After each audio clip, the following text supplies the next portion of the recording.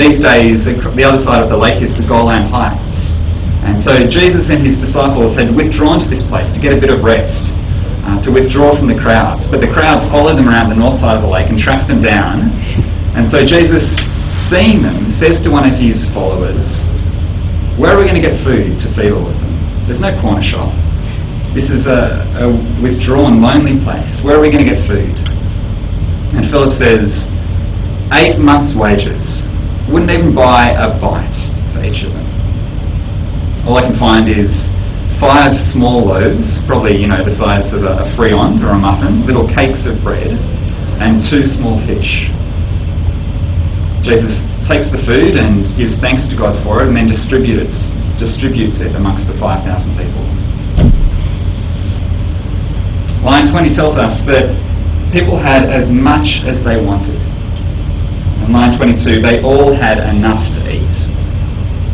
They were sitting down on the grass after this meal, loosening their belts because they were stuffed. They'd had their fill. In fact, there was more leftovers than there was food at the beginning of this banquet. Line 24, they collected up 12 baskets full of bread. What happened? There's 2 explanations that have been offered. The first is that people ate sparingly. This was a lesson in sharing. They all took the bread and had a little nibble and passed it on to the next person. 20,000 nibbles later, there was still some food left over.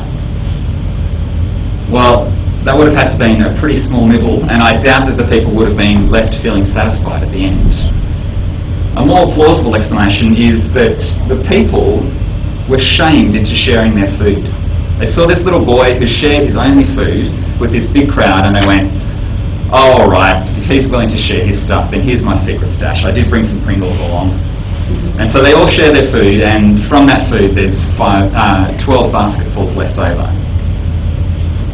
Well, John was there, and line 24, he tells us, "So they gathered them and filled 12 baskets with the pieces of the 5 barley loaves left over by those who had eaten." He said that the leftovers hadn't come from people's secret stashes. They'd come from these original 5 barley loaves. John thought that something miraculous had happened. And there were 20,000 people who agreed with him, because the next day people come to Jesus not saying, "Okay, we've brought out another secret stash to share with you." They're coming to Jesus saying, "We want another meal." The people who were there thought that this was a miracle.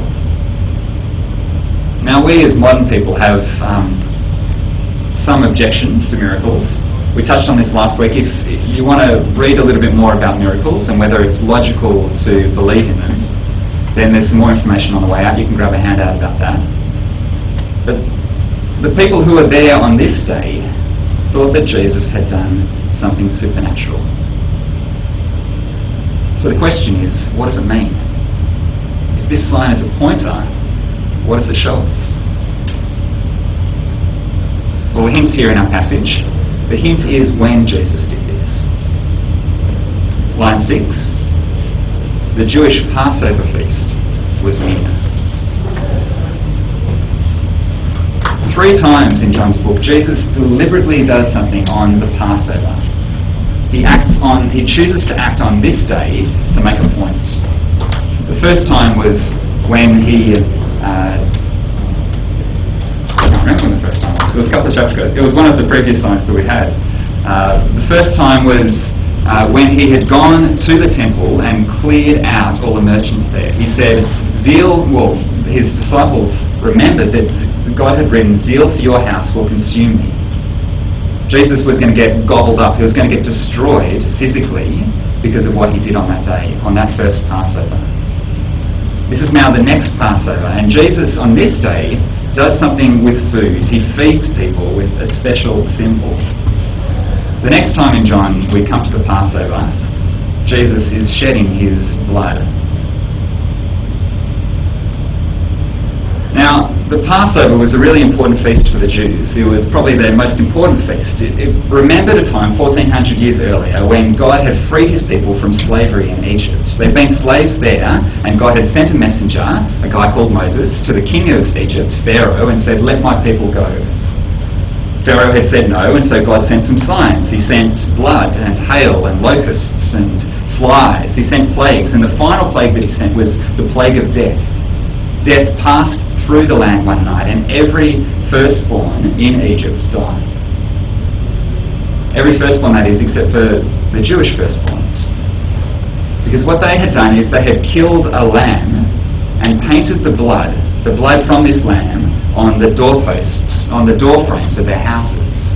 And when the plague of death had passed through Egypt, the houses that had the blood, the message had been, "No death here tonight, something has already died." Jesus compared himself with that lamb. He said, "I'm that lamb who will die so that other people won't."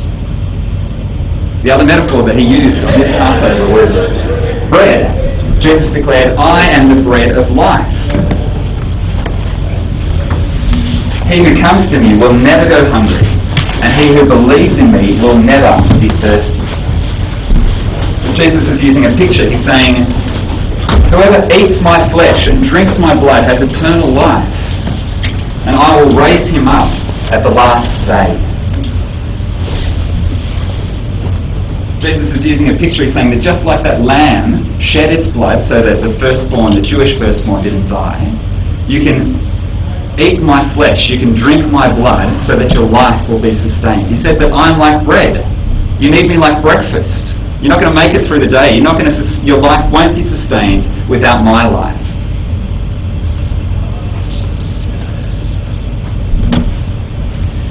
Well, how do you think the crowd took this? How do you think the crowd that had come with mixed motives responded to Jesus when he started talking about himself and comparing himself with bread? Well, not very well. We see that they came with mixed motives, and that in the end these mixed motives shine through. On hearing it, many of his disciples said, "This is a hard teaching. Who can accept it?" From this time, many of his disciples turned back and no longer followed him.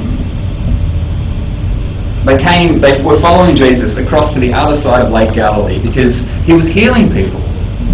They came to him the next day and tracked him down back on the Israelite side because he'd fed people. Their motives weren't bad in themselves, but when Jesus started talking about something else, then they refused to have their gaze diverted to another object. We all have mixed motives. We all bring our mixed motives to our request for a sign. Don't let your mixed motives make you miss the point. Because things might not go according to plan. You might ask God for a sign of a successful relationship or profitability in your business. You might bring to him certain requests, but you also bring your mixed motives. And if what those signs point you to is all you're left with, you might be left with a bitter taste in your mouth. Back in 1996, 3 young men had a few beers and then decided to steal some traffic signs.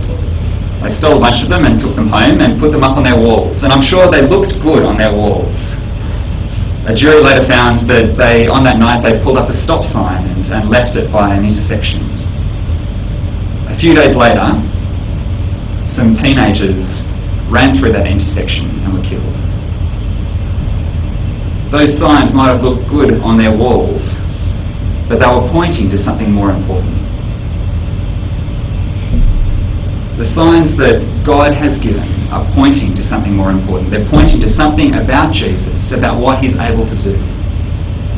If we come with a desire for a sign, then that's not a bad thing.